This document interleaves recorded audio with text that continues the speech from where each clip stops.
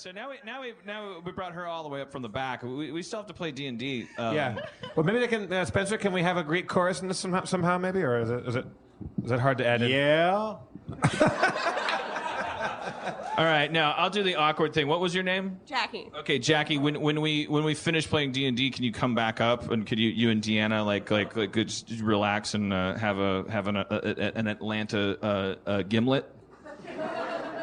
I'm saying sit down. I'm sorry. So that you're not standing up here when we're playing D&D. We're making up the show as we go. Yeah. So thank you, Jackie and Deanna. We'll bring you up. We'll bring you back up, and careful. We're not.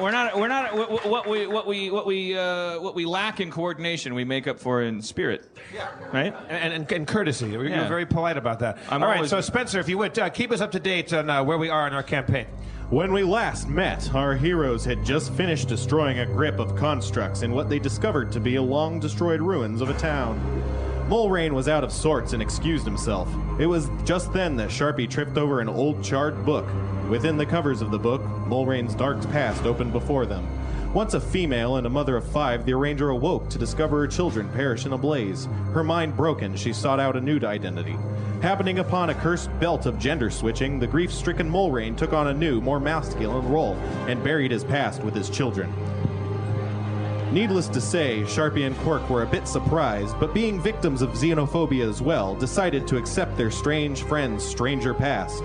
The group headed west towards the barbarian encampment, hoping that Mango's barbarians could hold up against the Dark's fleet. All right, yeah. Because of the limited microphones, we should have Erin McGathy come up and play her character really quickly, and then make up a reason to leave. Is Erin here? Erin, come on, Erin McGathy.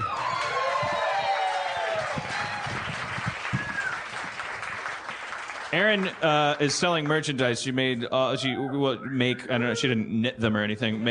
Had all the T-shirts. She's been the merchandise czar for the whole thing, and is like merchandise maven. Share a mic with me. Sure. I'll probably be out there afterwards. Oh yeah. Even though it's illegal, so if you're a cop or your friend is a cop, like try to give 20 minutes, because if you buy something, we'll sign it out there, like out those doors, and you can buy shit out there too. But we're kind of cramped here, and we're trying to do everything we can for everyone. Just don't burn your city anymore. Just calm down. All right, so we're heading west toward the Butchlot encampment. Headed west. Yes. How long a journey is this? Who knows? Perhaps days, perhaps hours, perhaps, a certain amount of time. Other than that. I say we move as quickly as possible because your father's in danger, Sharpie. That reminds me, gentlemen, I have something to do in a different area. I may be trying to find a belt to turn me back into a woman, because I did reveal in our last installment that I might have feelings for Sharpie. I'm embarrassed. Please try to forget what I said, but I must depart. So you're a man and you want to turn into a woman so you can be with with the guy that you love. Ha! Adventure! all right, Erin McGathy. Good. Wait, we can do that? We can just tell her to leave? Well, there's not a lot of mics up here. Jeff's eyes just lit up.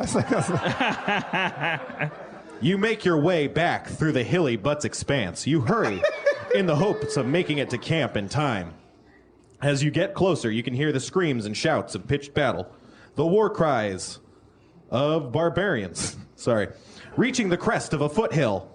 I can't do both things. You can see Yellow Camp. The grand yellow tent is splattered with blood. A massive pit near the camp seems to be the locus of the warring forces. Corpses of gnolls and humans lie strewn across the ground, and you can see destroyed cylinder constructs, ripped to shreds and lying in piles of metal cylinders. You can see a massive line of at least 60 cylinders pushing back the barbarians towards the rim of this massive pit. You recall this excavation site from before, when they discussed they were digging for something. Yeah, that's a throwback. So there's a bunch of those cylinders that we fought, and they're pushing the barbarians towards the pit. I get so confused. I know, man. I get so drunk. Somebody on Twitter or Instagram told me that maybe my flaming dagger is one of the shards, possibly. I saw that conversation. Yeah, have we been neglecting a shard the whole time? Why don't we just do a quick check? Shard check. There's no such thing as that. We take his emerald dagger and hold it near our shards to see if there's some kind of similarity. Just to make some guy on Twitter happy. Like I say, yeah, I recently rented Temple of Doom. When they hold the rocks together, they glow. So we hold our shards together. Nothing happens. Shit. All right. Well, you hear that out there, Twitter guy? Yeah. Nice. Yeah, fuck you and your theories. What do you have to say about that guy on Twitter, Skeleton Crotch? All right. Ghost fart. All right. So you're looking at a fight. Yeah, we're looking at a big fight. Then apparently, I mean, it was hard to kill 3 cylinders, but there's a big line of them now. Yeah. Do I see my dad? You don't. You grow worried. You're just standing. I'm stumped, man. People are dying. By the way, if anybody out there's a D&D fan who knows what to do and has any advice, please help us out. Make a perception check. Radio France. Was that Ken Burns? Ken Burns wants Mountain. And who's the other one? It's also had a K. Kubrick. Kennesaw, Kubrick. Perception check. Perception check. I do a perception check. In 3.5, that's known as a spot check, but... Spot check. You see that the pit, that the cylinders do seem to be pushing towards the pit with purpose. They aren't just fighting, they're looking for something. So they're going to the pit. The cylinders want to go into that pit and get whatever the gnolls and the humans were digging for. Accurate. Okay. Is it possible to run into the pit around that line of the fight and dig faster, so while the barbarians hold the cylinders off and get what they're looking for? You can definitely try. I run towards the pit. As you charge towards the fight, plumes of jet black smoke plummet to the ground, waylaying you, and they quickly coalesce into physical forms. 2 small mounds of yellowed flesh stand before you. The creatures have humanoid heads and scrawny clawed limbs, but lack legs. You recognize these as the very lowest beasts of the pits of hell. What's this beast called? You don't know. Oh. You just see them sometimes. Are they blocking my way to the pit? They're blocking your way. They slither towards you menacingly. Power attack. All right. 1 to 3. Pick one. 1, 2, 3. 3? Nice. You got a critical hit. Oh yeah. I'm not even going to roll damage. You slice through the lemure just as easily as it were butter. It dissolves into black smoke. Thank you. I interrupt the Cosmos to remind you to tip Will, who's serving you back there. Wow, this is nice. A guy just came up and pouring us booze. This is fantastic. Yeah, thank you, Will. That'll be all. The other demon approaches Sharpie. He swings a vicious claw, but you manage to dodge. Ah, today's my lucky day so far. Yeah. All right. Those hellish creatures were created by the cylinders? You don't know. They just came from the sky. Is it possible to take my small friend and throw him onto one of the cylinders? Like maybe you could ride on one and see, like maybe it'll go back to the cylinder. Really insensitive, man. What's your strength?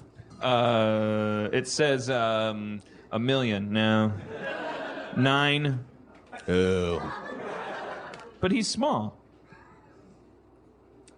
You managed to throw him a good 12 feet. Whoa. He doesn't land atop a cylinder, but he does hit it in the side. You can try and cling on if you'd like. I cling to a cylinder. Jeff, what's your climb check? You know climb on the skills? Climb on the skills.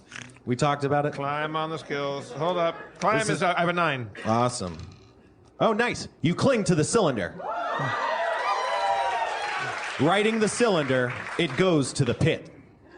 Oh. Just now you can ride it back to the cylinder factory, and I don't know.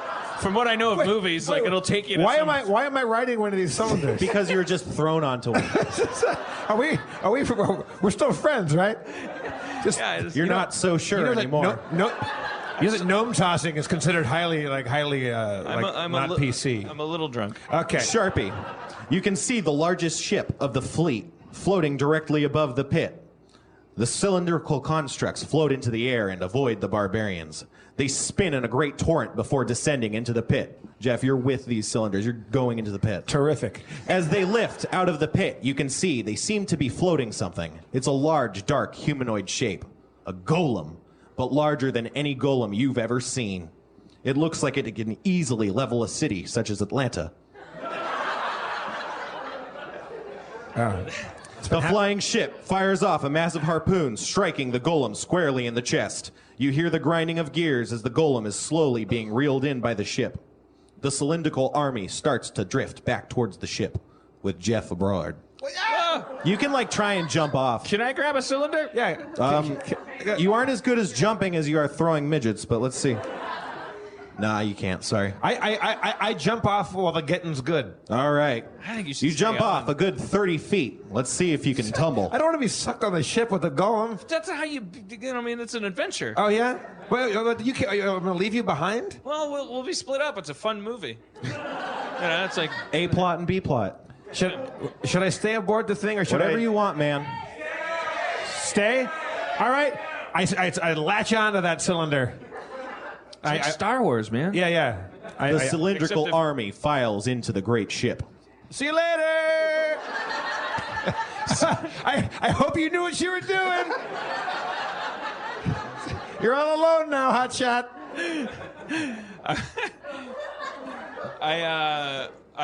I can't text Mulrain, right? That doesn't exist yet. So the cylinders are going up into the ship, and Yeah. that seems like a good. This is a cliffhanger moment. Good spot to stop in a show that has to be kind of. What will happen? Yeah. Spencer, your dungeon Spencer. master. If I could make a request, I hate to put our fans and followers to work, but I would love to see some artwork about what just happened there with the ship and the golem with the harpoon and me holding onto a big thermos just going to a thing. It's not the first cylinder you've clung to. Gauge up! Gauge up! By the power of homophobia! I have the cheapness! Form of making fun of people for the way they were born.